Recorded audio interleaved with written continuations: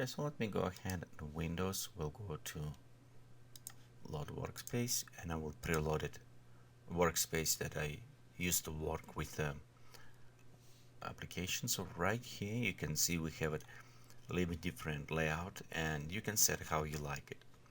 The one thing what I like about the plan editor, it's new options that allowed very fast find what each component can do. Of course, when you roll over, you can see you have Popup Help, which is explained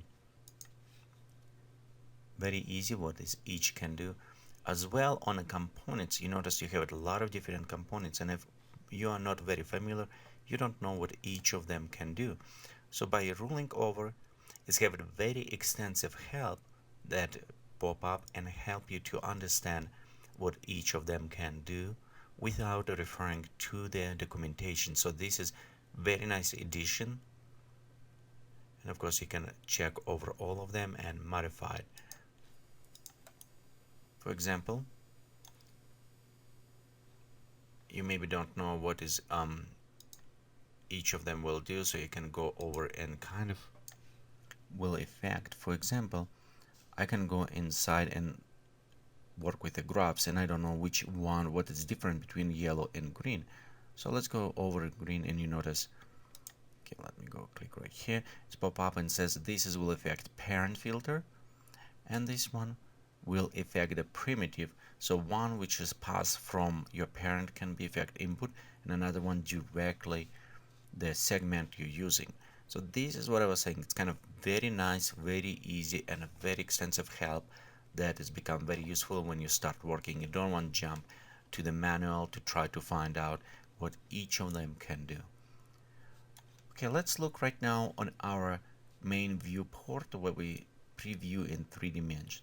You notice that we have our component and trees displayed. As well, if you have your mouse and you right click and hold down, you can rotate. As well, if you're using keyboard, like for example click with keyboard shift hold down and right mouse click, you can pan. You can also zoom in and out if you're using control or right click.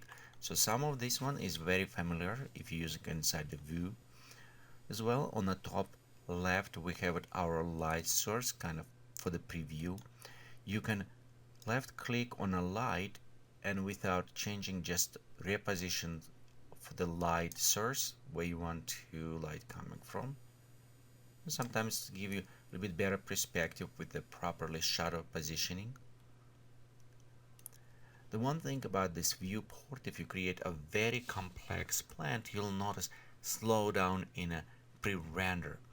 And render speed of the preview is of course depend on what video card you have it, what powerful, but also you have additional options to hide the branches right here in this menu, or billboards or other components from the view, which is will speed up quite a bit of your plant. And also these options help you to isolate specific components of the plant you're working or model you're working on, that will help you to work precisely with what you want without obstructions in a way.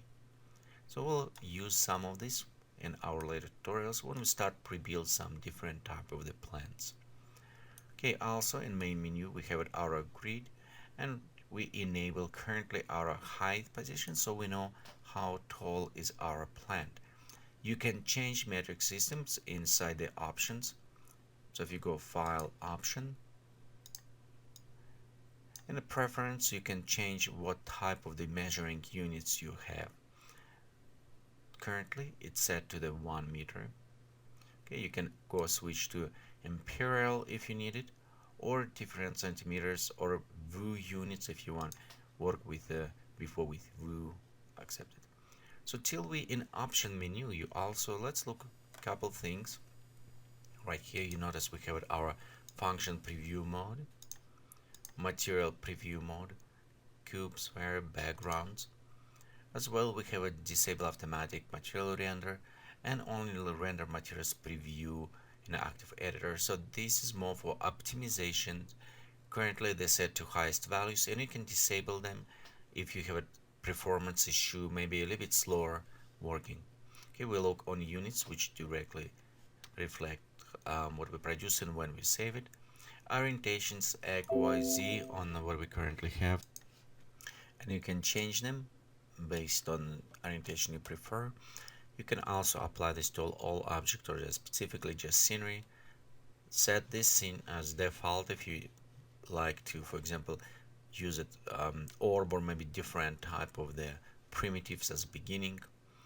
You have it undo redo. Currently I have it 5 options. Again, this is depend on how the memory intensive you're using on your computers. And we'll have it also render options. This is render options help your original to create. However, full render options you can access by right clicking on render options. We also have a gamma. This is help you to work with a linear workflow to set up. Currently it's just disabled, it's set to the view.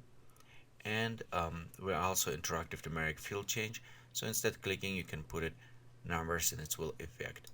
We also have a different keyboard shortcuts that you can preload it if you already have it some preset, or change, modify and save it. So it's very standard options menu. Okay, let me disable right now. And again, this is, we'll go back to look what is size in meters it will be set.